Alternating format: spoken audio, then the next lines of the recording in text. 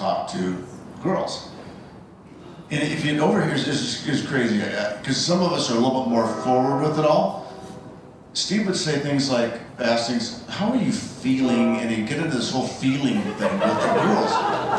And we'd go to the bathroom, I'd say, dude, what are you doing? You're talking about this girl's feelings and you're asking these open-ended questions and just talk to me and talk to me and talk to me. Well, Mr. Closer here knew what he was doing and Mr. Aggressive didn't, so that was my story. It was, yeah, you gotta see, that's just how it worked.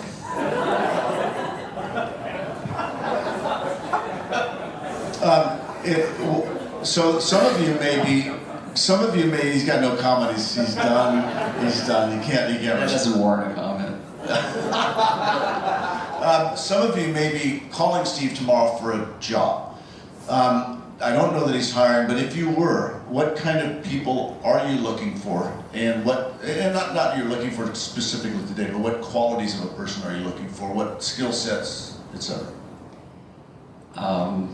I've always, since I left Kilray and started Sistera, we've always had between 10 and 15 people. But one of the things we've always had are some really extremely skilled people.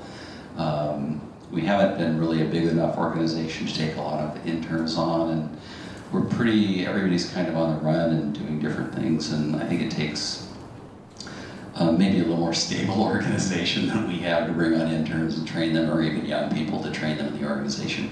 Dennis has actually been outstanding at that. But we have a great group. Jason Wood in the back, who many of you know, he's been with me for 16 years. A couple other people in the organization have been with me for 20 years, and they've gone from Allen Group to Kilroy to Sistera. So one of the things I most look towards in a person is their loyalty and their commitment. And thank you, Jason, for yours. I really have appreciated the time we've spent together. Oh, that's good. But technical skills, ability to interact and communicate, ability to work in a team environment, better have strong financial skills in our organization, and an interest in design. But having a unique skill set where you can fit into our team would be, essential. Jason, do you have anything to add to that? You need to be ready for the felt pen of this. Yeah, Steve is notorious for a blue felt pen with a yellow highlighter. He's had the same, he left them in my car the other day. They're still in my car. They're the same two pens he's been using forever. That's a lot of lists and a lot of felt pens, right? I'm a list maker. So I'm going to ask you this question that you laugh at, but many of you in your careers now are looking at everyone's talking about branding, right? I mean, that's kind of the big thing, design branding. And Steve's a design hound for sure.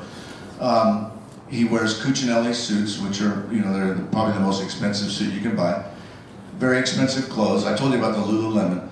But there's part of what all of us do as career people in real estate, and real estate's a pretty vocal, interpersonal, scene type business. And Steve and I were debating this, how important this is, but there's a part of personal branding that all of us maybe think about, and how do you position yourself, or what is it about personal branding that you think is either bullshit or think is something worth talking about? Or I think every organization has a culture that exists. I think Dennis's company's culture is very unique. I think it's geared towards the millennials. You love retrofitting buildings, creating really unique space. I think you've done a great job, and probably better than anybody else in town, at establishing that brand.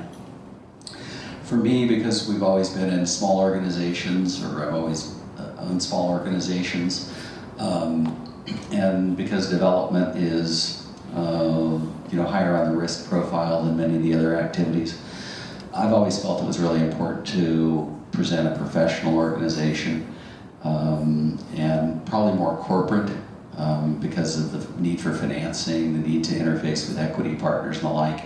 That's changed a lot over the years. We used to be, buttoned up suit and tie guys all the time.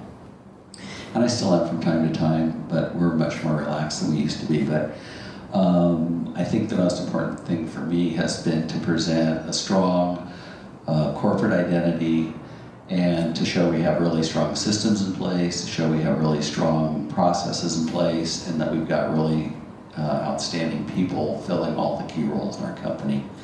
So we haven't really promoted ourselves other than just letting our work stand for itself. And you build a reputation over a long period of time, and I think it's been important. I think one of the most important things I want to create in our organization is a win-win mindset. I've worked in a couple of organizations that had a win-lose mindset, where the president or the owner didn't feel like they were successful unless there was a loser in the mix. And I don't adhere to that philosophy at all. I believe you can create win-win relationships in business, and I think that's just an important part of our philosophy. Were there any winners in Amsterdam? He loves to tread on the fringes, don't you? Amsterdam was, that was really interesting. Cisco, we formed a partnership with Cisco Systems in 1999, and it's like, why do they form a partnership with us? We hadn't done anything internationally at all, but we're like, sign us up, we'll go figure it out.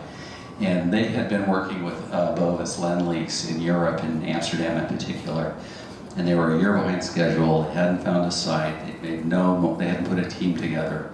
So it was really easy to come in and be effective and bring in our established practices and execute for Cisco over there. And it was really great fun to work in a different culture and learn about their laws, their delivery systems in terms of how they execute construction. And we brought some of our methodology from over here and used it over there, and it was well received, and it turned out to be very successful. So it was actually quite fun. It was really grueling personally, because I was in Amsterdam a week, a month for about 3 years. And I'd fly over on Saturday, I'd arrive on Sunday, we'd have team meetings on Sunday, we'd work till Friday, we'd get on a flight Friday afternoon and fly back. And just about the time you get acclimated on each end, it's time to go one way or the other. But it was great fun. We had some really great professionals. We worked with HOK out of London, and they were terrific. And we had a Dutch contractor, and their contracts, well, I can get off on some tangents, but we'll keep it short. But it was really interesting, and it was a wonderful experience. It was a great personal experience for me to be involved in that.